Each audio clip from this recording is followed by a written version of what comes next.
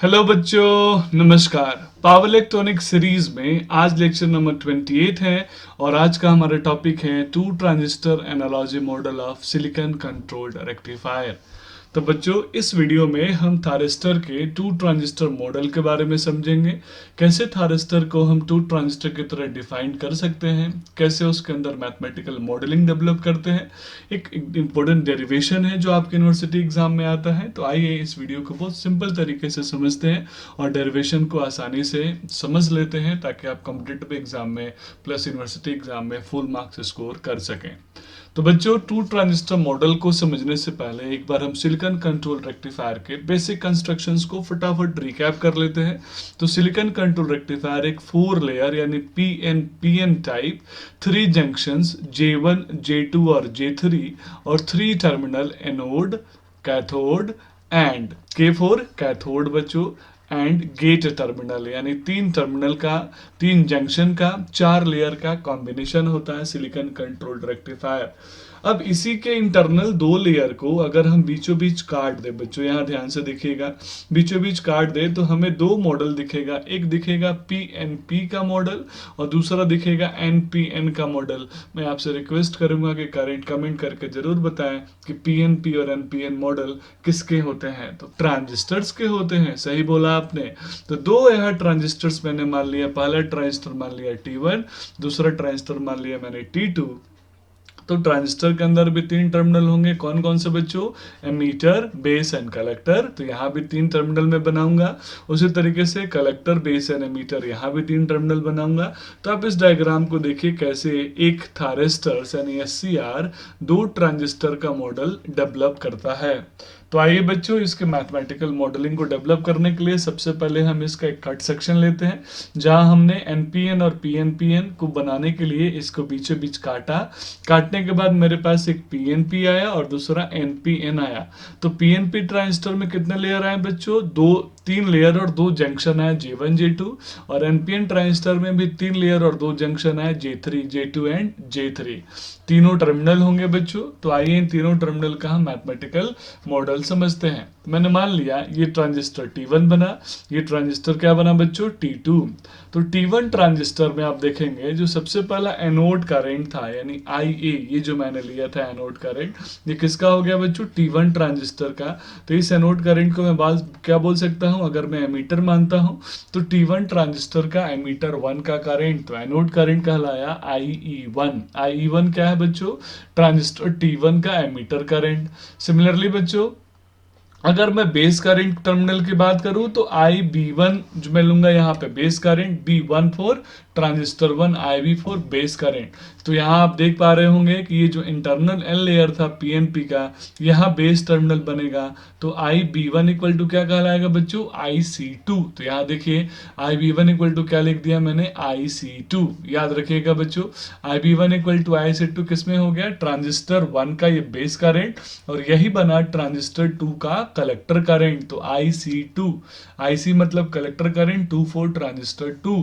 तो बच्चों यहाँ देखिएगा ध्यान से, PNP ट्रांजिस्टर का जो कलेक्टर करंट आया, जो IC1 आया, यही NPN ट्रांजिस्टर में बेस करंट से कनेक्टेड है। यानी ये इसी पी लेयर का 2 सेक्शन है तो बेस करंट से यहाँ कनेक्टेड होगा। तो इस तरीके से मैं यहाँ बोल सकता हूँ बच्चों, जो IG है वो किन 2 करंट का सम है। इनकमिंग करंट कौन कौन से हैं? IG और IC1 इस नोड पे, और आउटगोइंग करंट कौन सा? IB2। तो जो IB2 है base current of transistor T2 है, वो गेट करंट और कलेक्टर करंट ऑफ 1 यानी ट्रांजिस्टर 1 का समेशन है। तो ये आप फॉर्मूला याद रखिए। अब यहाँ पे 2 इंपोर्टेंट सिंबल है, α1 एंड α2। α1 α2 क्या है बच्चों? Common base current gain of transistor T1 and transistor T2। और कॉमन बेस करंट गेन को क्या बोलते हैं? Collector current. रेशियो होता है किसका किसका? कलेक्टर करंट और एमीटर करंट का। आप ऑलरेडी ट्रांजिस्टर में पढ़े होंगे। तो बच्चों IC equal to alpha I plus ICB0, जहां पे अल्फा क्या होगा बच्चों? Common base current gain. ICB0 क्या होगा बच्चों? Common base leakage current, collector base junction. यानी कलेक्टर बेस जंक्शन पे जो कॉमन बेस होगा उस पे जो लीकेज करंट की वैल्यू होगी उसको किससे रिप्रेजेंट करेंगे? ICB0 से। तो आइए ट्रांजिस्टर T1 के लिए मॉडल डेवलप करते हैं, फिर ट्रांजिस्टर T2 के लिए मॉडल डेवलप करते हैं। तो ट्रांजिस्टर T1 का आपको मॉडल याद होगा, IE1 किसके बराबर था बच्चों, एनोड करंट के बराबर। कलेक्टर करंट को क्या बोला था मैंने, IC1। यहाँ ध्यान से देखिए, IE1 किसके बराबर, IA के बराबर। कलेक्टर करंट क्या था बच्चों, IC1, और यहाँ बेस करंट किसके बराबर था, IC2 के बराबर। तो यहाँ से बच्चों ये सेम इक्वेशन को यूज करके मैं डेवलप कर सकता हूँ, IC1 equal to alpha E1 plus ICB01।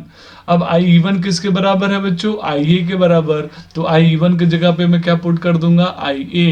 तो मेरा इक्वेशन फिर से रीराइट हो जाएगा, collector current of transistor 1 is equal to alpha 1 IA plus ICB01।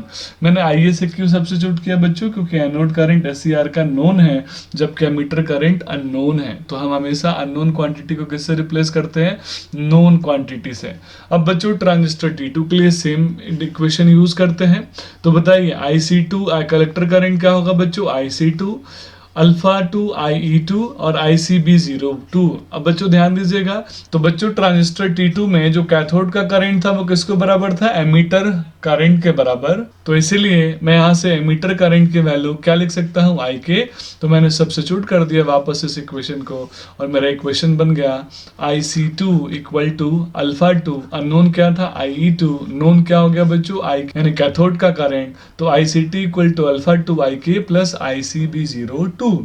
मैं आपसे रिक्वेस्ट करूंगा कि आप वीडियो को पॉज कर नोट्स कंप्लीट करते चलें। अब हम ट्रांजिस्टर के बेसिक मैथमेटिकल इक्वेशन के बारे में जानते हैं कि ट्रांजिस्टर के अंदर 3 लेयर होता है। कौन कौन से बच्चों, एमीटर, बेस एंड कलेक्टर। तो जो एमीटर का करंट होगा बच्चों वो किसके बराबर होगा, बेस और कलेक्टर के करंट के सम के बराबर। तो इसीलिए ट्रांजिस्टर T1 में मैं लिखूंगा IE1 equal IC1 plus IB1, यानी emitter current in transistor 1 equal to collector current plus base current of transistor 1। अब आप ही बताइए मुझे, IE1 की वैल्यू किसके बराबर थी बच्चों, तो IE1 की वैल्यू थी एनोड करंट ऑफ SCR के बराबर। IB1 की वैल्यू किसके बराबर थी बच्चों, तो वो थी IC2 के बराबर। तो मैंने यहाँ से सब्स्टिट्यूट कर दिया, IE1 की जगह पे लिख दिया IA, IB1 के IC1 तो IC1 ही है, IB1 की जगह पे क्या लिख दिया, IC2। तो IA का वैल्यू याद करिएगा बच्चों, IC1 प्लस IC2। मैंने इसको इक्वेशन नंबर 3 लिख दिया। अब इक्वेशन 1 और 2 को मैं इक्वेशन 3 में सब्स्टिट्यूट करने जा रहा हूं बच्चों। कैसे सब्स्टिट्यूट करूंगा, तो यहाँ पे IC1 कितना है बच्चों, अल्फा 1 IA प्लस ICB01, इसको इक्वेशन 1 माना था मैंने। IC2 कितना था, अल्फा 2 IK प्लस ICB02, इसको इक्वेशन 2 माना। तो इस IC1 और IC2 को मैं इक्वेशन नंबर 3 में सब्स्टिट्यूट करूंगा, तो एनोड करंट की वैल्यू हो जाएगी alpha 1 IA plus ICB01 plus alpha 2 IK plus ICB02, जहां पे IA क्या है बच्चों, एनोड का करंट, IK क्या है बच्चों, कैथोड का करंट। अब सेम ये मॉडल हम किसके लिए डेवलप करेंगे बच्चों, ट्रांजिस्टर T2 के लिए। तो बोलिए ट्रांजिस्टर T2 में क्या होगा, emitter current of transistor 2 equal to collector current plus base current of transistor 2। तो IE2 किसके बराबर था बच्चों, IK के बराबर। IB2 किसके बराबर था बच्चों, gate current plus collector current of transistor 1 के बराबर।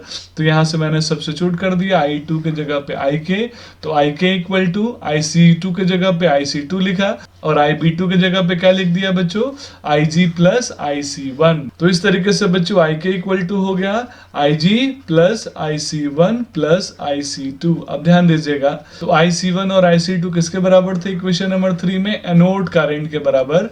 तो मैं यहाँ पे IC1 और IC2 के जगह पे क्या लिख सकता हूँ, एनोड करंट A, यानी इक्वेशन 3 को इक्वेशन 5 में मैं सब्स्टिट्यूट करूंगा। आप अपने नोट से रिकैप कीजिए। तो इक्वेशन 3 में जो IA था वो किसके बराबर था, IC1 प्लस IC2 के बराबर। तो उसके जगह पे मैंने एनोड करंट रख दिया, तो IK equal to IG plus IA। ये हो गया इक्वेशन नंबर 6। तो बच्चों इस तरीके से ये हो गया इक्वेशन नंबर 6। अब मैं क्या करूंगा, इक्वेशन 6 को मैं इक्वेशन 4 में पुट करूंगा। तो इक्वेशन 6 रहा IK equal to IG plus IA। तो बच्चों अब यहाँ से इक्वेशन 6 को मैं इक्वेशन 4 में पुट करूंगा। तो इक्वेशन 4 में जो भी कैथोड करंट की वैल्यू होगी वहां पे क्या लिख सकता हूं मैं, IG प्लस IA। तो आइए इक्वेशन नंबर 4 देख लेते हैं। तो इक्वेशन 4 था IA equal to alpha 1 IA plus ICB01 alpha 2 IK plus ICB02। तो यहाँ जो IK है, इस IK को क्या लिख सकता हूँ बच्चों, IG प्लस IA। तो मैंने इसको पुट कर दिया, तो IA इक्वल टू हो गया alpha 1 IA plus plus ICB01, alpha 2 IK की जगह पे क्या लिख दिया बच्चों, IG plus IA plus ICB02। अब इसको सेपरेट कर लूँ, सेपरेट करने के बाद यहाँ से मैं एनोड करंट की वैल्यू निकालूंगा और एनोड करंट का वैल्यू आया alpha 2 IG plus ICB01 plus ICB02 upon 1 minus alpha 1 plus alpha 2। तो अल्फा 1 और अल्फा 2 क्या है बच्चों, ये कॉमन बेस करंट गेन है। तो आइए common base current gain versus emitter current का, तो बहुत ज़्यादा चेंज नहीं होता एमिटर करंट के चेंज होने से कॉमन बेस करंट गेन, तो उसका जो भी स्मॉल चेंज होगा वो यहाँ पे हम देख सकते हैं। क्या बार बार इंटरव्यू में रिजेक्ट होते हैं? क्या आज भी रिज्यूम बनाना आपके लिए सरदर्द है? तुमसे ना होगा। क्या HR इंटरव्यू आपको डराता है? क्या आप आज भी इंटरव्यू के क्वेश्चंस का सही आंसर नहीं दे पाए? अरे हाँ भाई हाँ। तो परेशान मत होइए, आपके लिए मैं एक जादू की छड़ी लेकर आया हूँ जो आपके जीवन को बदल देगी और आज से असफलता आपसे कोसों दूर होगी। और वो जादू की छड़ी है engineering interview insights, the ultimate guide to technical and HR questions and answer. सही सुना आपने, ये बुक आपको एक अलग ही दुनिया में लेकर जाएगी। इस बुक से पढ़ने के बाद आपका कॉन्फिडेंस लेवल अलग होगा। इसमें सब कुछ है, टेक्निकल क्वेश्चंस का जवाब, HR इंटरव्यू के सही तरीके और रिज्यूम बनाने का आसान राज। This book is available on Flipkart and Amazon। Check link in description box.